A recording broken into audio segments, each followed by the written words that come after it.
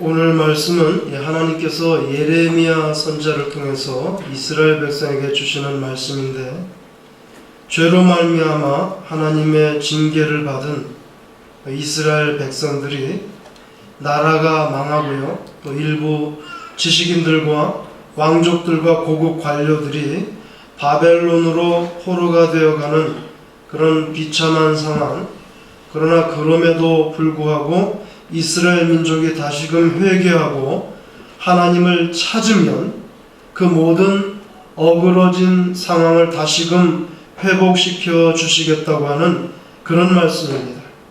그러면서 하나님이 이스라엘 대해서 원래부터 재앙을 주고자 그렇게 미워하는 마음을 품지 않았다는 것, 하나님과 이스라엘의 관계가 우상 숭배와 다른 죄악들로 인해서 너무 소원한 관계가 되었지만 다시금 하나님을 찾기만 하면 하나님께서 만나 주시겠다고 약속하시는 그런 희망의 말씀입니다. 바벨론 포로 생활은 이게 영원한 게 아니고 정한 기간이 있다. 또 하나님이 그 정한 70년을 채우면 귀환시키겠다. 그러므로 미래에 대한 희망을 가지고 기도하라. 하나님은 온 마음으로 나를 찾으면 반드시 만나시겠다. 지금 내가 어디에 있더라도 어떤 위기에 처했더라도 기도할 수 있다는 것, 이거는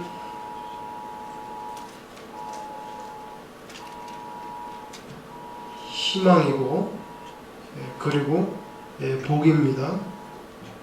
기도의 문이 닫히는 것, 그게 절망적인 거죠. 그러나 포로주에서는 여전히 하나님을 앙망할 수 있는 그런 기도의 문이 열려 있습니다. 그래서 포로 기간 동안에도 하나님께 대해서 전심으로 찾고 매달리면 하나님께서 돌아보시겠다. 내일이 있는 거죠. 희망이 있는 거예요.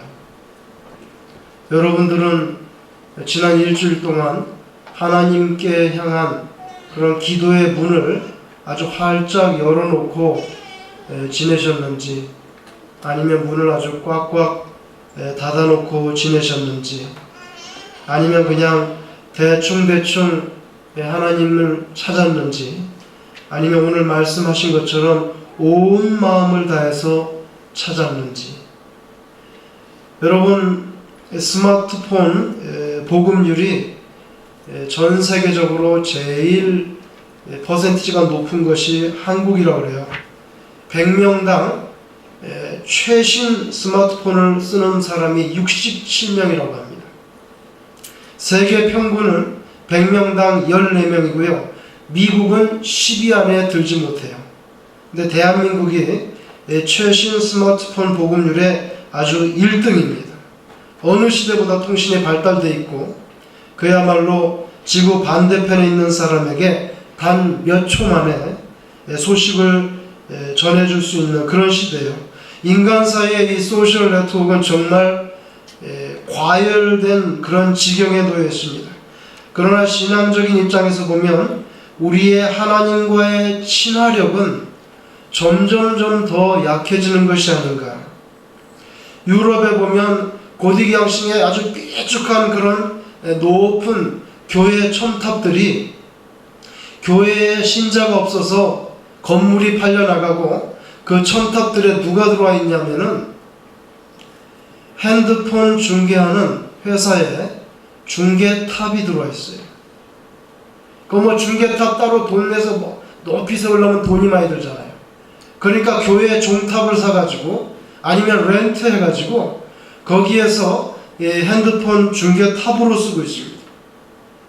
너무나 상징적이지 않아요? 인간들 사이의 소셜 네트워크는 과열 상태로 들어가는데 하나님께로 향한 그 종탑은 팔려나가고 렌트가 나가고 하나님과의 친화력은 점점 약해지는 거예요. 사람들은 하나님을 찾을 시간이 부족하다는 거예요. 삶이 너무 바쁘고 카톡과 문자 메시지, 이메일 점검하느라고 하나님과 교제할 시간은 별로 없어요. 표현하자면 그래서 우리들이 사는 이 사회와 시대는 점점 아주 얕고 깊지 않고 얕고 그리고 넓은 시대예요. 깊고 좁은 것을 추구하기 어려운 시대예요. 컴퓨터로 검색하는 건 왕성하지만 두꺼운 책 한 권을 인내를 가지고 읽으면서 사색할 수 있는 그런 모습은 그려보기 어려운 시대에 대해서 검색이 사색을 다 삼켜버린 시대예요. 여러분, 나무 중에 아주 오래 기다려야 열매를 볼 수 있는 나무가 있습니다. 그 올리브 나무인데요, 성경에서 말씀하는 감람나무잖아요. 이 스페인이나 이태리에 보면 정말 산 중턱에 돌짝밭에 이 올리브 나무들이 서 있는데 열매를 잘 맺어요. 별다른 관리도 필요 없다고 그래요. 이 나무는. 이 올리브 나무는 거름을 따로 주지 않아도 되고 아주 척박한 땅에서도 열매를 잘 맺는다는 거예요. 생존력이 엄청나게 길어요. 그러나 그렇게 되기까지는 그런 지역에서 무려 15년을 견뎌야 그 척박한 토양 속에서 안정된 수분층까지 뿌리를 15년 동안 그렇게 뻗어야만 첫 열매가 맺힌다고 해요. 그래서 이 올리브 나무의 가장 중요한 부분은 이렇게 보이지 않는 땅속 깊이까지 내려가는 그 뿌리라고 합니다. 근데 15년 동안 뿌리를 내리고 나면 그 다음에는 별로 거름을 주지 않아도 그렇게 열매를 잘 맺는다는 거예요. 평균 1000년을 산대요. 갈릴리 지역에는 2300년 됐다고 전해지는 올리브 나무가 있어요. 그리고 겟세마네 동산에도 1000년 이상 됐다고 하는 그런 감람나무들이 있습니다. 여러분, 이 올리브 나무가 이렇게 오래 살고 척박한 땅에 거름 주지 않아도 열매를 맺을 수 있는 것은 그 15년 동안 집중적으로 물을 찾아서 내려가는 그 뿌리의 그 능력 때문이에요. 우리의 신앙도 비유하자면 이런 올리브 나무 뿌리처럼 점점 더 깊어져야 되고 우리 신앙의 뿌리가 하나님께로 닿아져 있어야 될 줄로 믿습니다. 신앙의 뿌리가 깊다는 것은 교회 예배당 건물 출입한 세월이 길다고 하는 그런 물리적인 시간에 양을 두고 말할 수는 없는, 하나님과의 인격적인 신뢰의 관계가 정말 깊어서 웬간한 인생의 역경과 폭풍이 분다고 해도 그 신앙에서 벗겨지지 않는, 그게 바로 신앙의 뿌리죠. 여러분, 번개 좀 친다고, 폭우 좀 막 쏟아진다고 무거운 바위가 번개 친다, 폭우가 심하게 내리네 하면서 벌떡벌떡 일어나가지고 막 자리 옮겨 다니는 거 봤어요? 바위는 비가 와도 눈보라가 쳐도 폭풍이 불어도 무던히 그 자기의 무게를 지키잖아요. 촐싹거리지 않고. 신앙의 뿌리가 깊다는 것은 이렇게 외물에 관계됨이 없이 자기 내면의 신앙 가치를 언제나 제자리에서 지킬 수 있다고 하는 거죠. 그게 신앙의 뿌리가 깊다는 거예요. 그냥 어릴 때부터 교회당 출입했다고 해서 그래서 신앙 깊다 할 수는 없잖아요. 바위같이 앉아서 기도할 수 있는 사람, 바위같이 올리브나무 뿌리같이 요동됨이 없는 사람, 언제 봐도 자기 자리에 있어서 다른 사람에게 항상 안정감을 주는 그런 신앙이, 찾아보면 항상 거기 있는 사람, 아마 하나님께서도 그런 인격을 기뻐하지 않겠는가. 하나님께서 둘러보시면 없어요. 뿌리가 없는 사람, 부평초같이 흔들리는.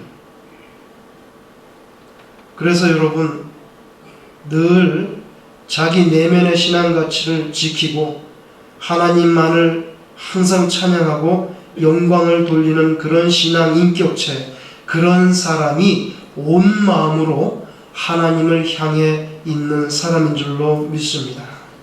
나무 한 그루 별 볼 일 없지만 나무 한 그루가 베어져서 나가면 그 나무 한 그루가 이제까지 떠받치고 있던 하늘의 한 공간이 텅 비게 된다는 그런 생각 해보신 적 없어요? 여러분이 여러분 자리 하나 지키지 않으면 여러분 머리로 받치고 있던 그 하늘의 한 공간이 텅 비게 되는 거예요. 한 사람의 신자가 올곧이 하나님만을 향해 늘 앙망하면서 바라보는 것, 나무처럼 그렇게 서 있는 것, 그게 고맙고 고상하고 신앙적으로 보면 참 귀한 일이지. 세상 일도 그렇지만 하나님과의 관계성도 우리가 우리의 삶을 내 위주로 다 살다가 조금 남은 에너지, 약간 있는 시간, 조금 남아있는 돈, 그런 거 가지고 하나님께 투자해 보려는 식으로 그렇게 살 수는 없잖아요. 하나님은 우리의 모든 것을 줬어요. 생명을 주고. 그런데 우리는 우리를 위해서 다 쓰다가 조금 남은 찌꺼러기 가지고 하나님께 드린다. 그렇게 말할 수 없다는 거예요. 하나님이 그런 것을 받으시겠어요? 하나님은 온 마음으로 다가오기를 원하시는 거죠. 왜냐하면 하나님께서도 우리에게 가장 소중한 생명을 주시고 예수님까지도 주셨기 때문에. 또 그게 진정한 사랑이 아니겠어요? 정말 여러분이 하나님을 사랑한다면 성경 말씀에 기록된 대로 마음을 다하고 성품을 다하고 힘을 다하여 그렇게 전심으로 하나님을 찾고 사랑하는 것. 마음을 다하는 것은 알겠는데 성품을 다하는 것, 이건 참 한국말로는 무서운 말이에요. 성품을 다한다는 건요, 자기 성질을 다 죽인다는 뜻이에요. 사람마다 다 자기 나름대로의 성격이 있잖아요. 그걸 하나님의 뜻으로 통합한다는 거예요.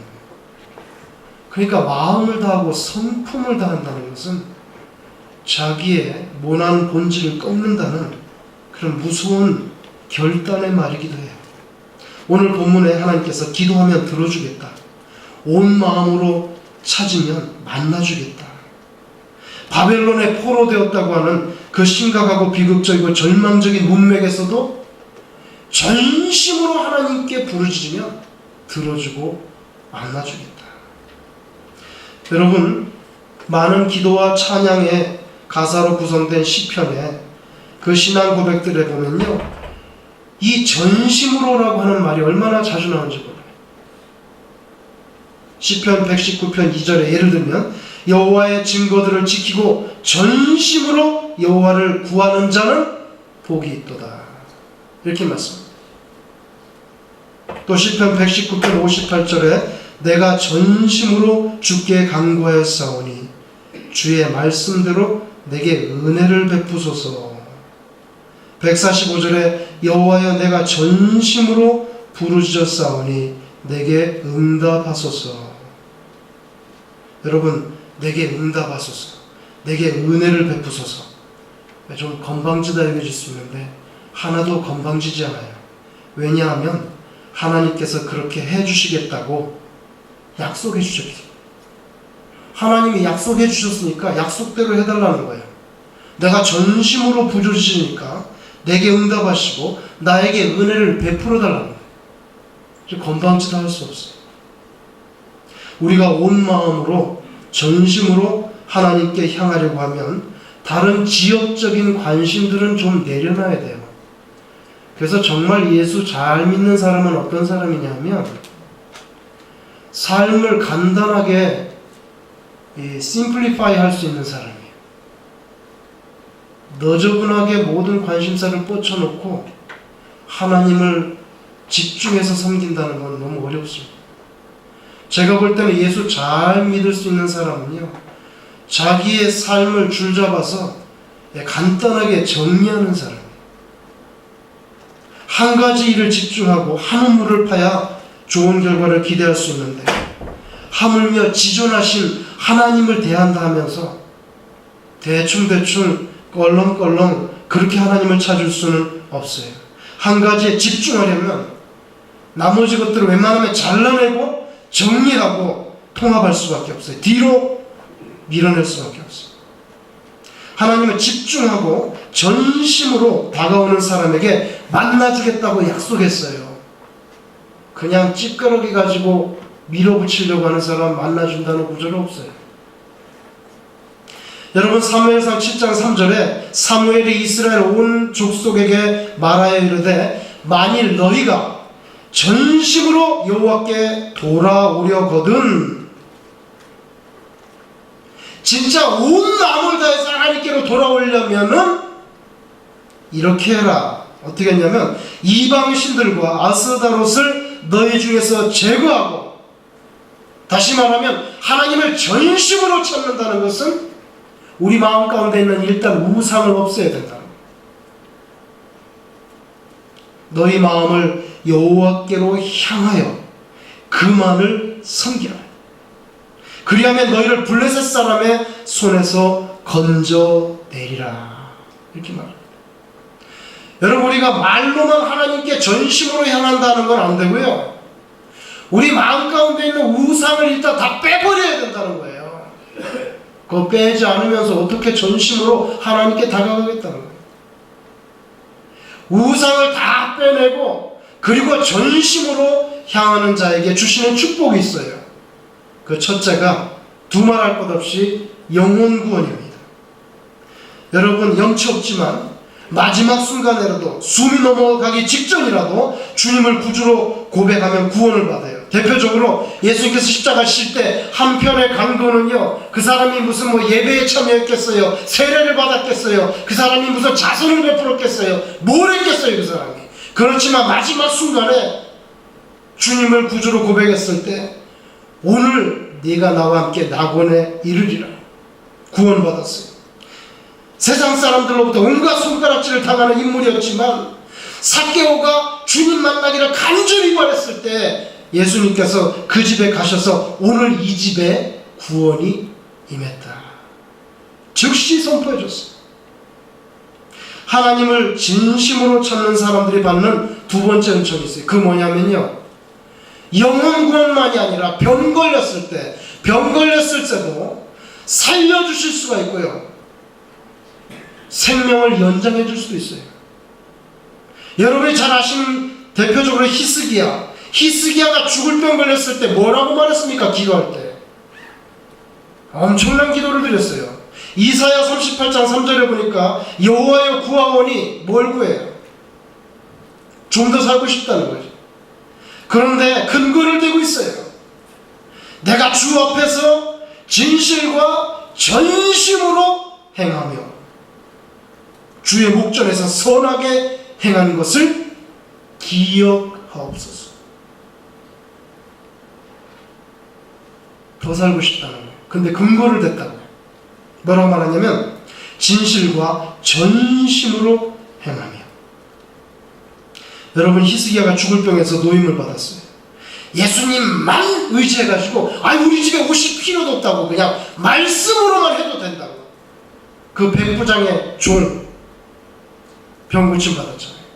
친구 잘 둬가지고 지붕까지 뚫고 침상에다가 중풍병자를 들이내리운 그 네 친구의 그 오직 주님을 향한 그 믿음 보시고 그 자리에서 고쳐주셨잖아요. 주님만을 바라보고 달려오는 자들에게 주님께서 손살에 치거나 받지 않는 경우가 없어요. 그리고 세 번째로 주님을 전심으로 찾는 자들이 받는 복이 뭐냐면 영혼 구원하고 육체적인 질병으로부터의 구원만이 아니라 우리 삶 속에서 구체적인 제목들에 대해서도 전심으로 하나님께 매달리는 자에게 하나님께서 응답하신다. 불의한 재판관을 집요하게 쫓아다녔던 여인, 결국 자신의 소원을 이루잖아요. 예수님의 이 비유의 말씀이 우리에게 얼마나 큰 위로를 줍니까? 불의한 재판관이라고 하니까 뇌물도 받아먹었을 거고 진실이 아닌 걸 알면서도 재판을 굳게 했을 거예요. 그런 나쁜 재판관인데도 끝까지 끝까지 쫓아가니까 아유 이건 안 들어줬다가 매일 찾아와서 나를 괴롭히겠구나 하고 들어줬다는 거예요. 하물며 의로우신 하나님께서 전심으로 하나님께 매달리는 신자의 그 간구를 들어주시지 않겠냐 하는 거예요. 여러분, 세상을 떠나서 하나님께로 예수님께서 가려고 해요. 그때 이런 말씀을 제자들한테, 너희가 내 안에, 내가 너희 안에. 뭡니까? 하나가 되자는 거예요. 너희가 내 안에, 내가 너희 안에 있으면 많은 과실을 맺고 하나님 아버지께서 영광을 받는다고 말씀하셨어요. 너희가 내 안에. 이것은 신자의 확고한 믿음이에요. 근데 반대로 내가 너희 안에. 이것은 예수 그리스도의 전능하신 능력입니다. 너가 내 안에 들어오는 믿음이 있으면 내가 네 안에 들어가는데 예수 그리스도의 그 능력으로 역사해 주겠다고 하는, 그렇게 해서 신자와 주님이 신비한 합일 가운데로 들어간다는 그런 뜻이에요. 그러니까 여러분이 전심을 다해서 먼저 하나님께 나아가야 돼요. 그래야 우리에게 하나님의 능력의 역사가 일어날 줄로 믿습니다. 한국에 요새 시끌벅적하게 했던 이석기라는 사람이 있어요. 이석기라는 사람이 2013년 4월 25일에 대정부 질문을 하는데 이런 말을 했더라고요. 김관진 국방장관은 적의 숨통을 끊을 수 있게 준비하라. 지휘 세력을 타격하겠다.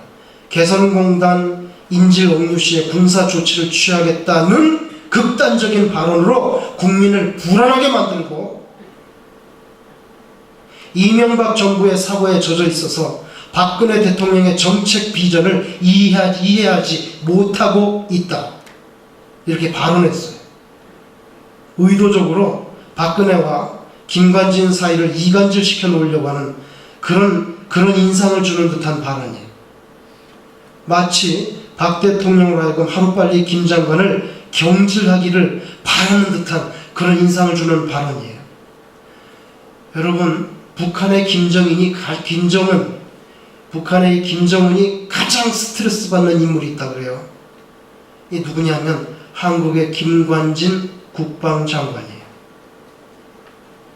김관진의 집무실에 3개의 사진이 액자에 담겨서 걸려 있는데 지난 5월 초반까지 그 3명은 누구냐면 김정은, 장성택, 김격식. 5월 13일 날 김격식이 경질되기 전까지는 분명히 3장의 사진이 걸려 있었어요. 장성택은 제2의 실력권자고 김격식은 누구냐면은 북한의 인민무력부장이에요. 우리로 따면 국방부장관이에요. 그 3장의 사진을 딱 걸어놓고 맨날 그거를 꼬려보고 있다는 거예요, 김관진이. 그러면서 내가 싸워야 할 적은 누구고 그들은 지금 무엇을 생각하고 있을까? 그것을 나는 항상 생각한다. 김관진 국방장관이 이런 배경을 가지고 있으니까 김정은이 은근히 스트레스 받는다는 거예요. 김관진의 언어는 점점 과격해졌어요. 제일 처음에 뭐라고 말하냐면 북한이 도발하면 도발 원점을 반드시 타격하겠다. 선조치 후보고하겠다. 대통령한테 보고하지 않고 쏘겠다는 거예요. 그러다가 뭐라고 말했냐면 지원 사격도 타격하겠다. 지원 세력도 타격하겠다. 도발 원점만 아니라 지원 세력까지 타격하겠다. 그리고 나서 최근에 뭐라고 말했냐면 지휘 세력도 타격하겠다. 잘못하면 평양도 쏘겠다는 얘기예요. 그런 언어를 보면서 이석기가 말한 것처럼 국민이 불안해하기는커녕 안심이 된다는 거예요. 과거에는 어땠어요? 총알이 막 대포가 날라오는데 우리도 반격할까요? 말까요? 이게 말이 됩니까? 대포가 막 날라오는데 지금 반격해도 됩니까? 지휘계통에 전화하고 앉았으니까. 그게 무슨 군인이에요. 김관진이 이렇게 말했습니다. 전쟁을 하고 싶지 않지만 결코 두려워하지 않는다. 그러니까 김정은이 스트레스 받는다는 거예요. 쏠 수도 있겠다고 생각하는 거죠. 다시 말하면 김관진에게 매력이 있는데요. 그 매력이 뭔지 아세요? 집중력이에요.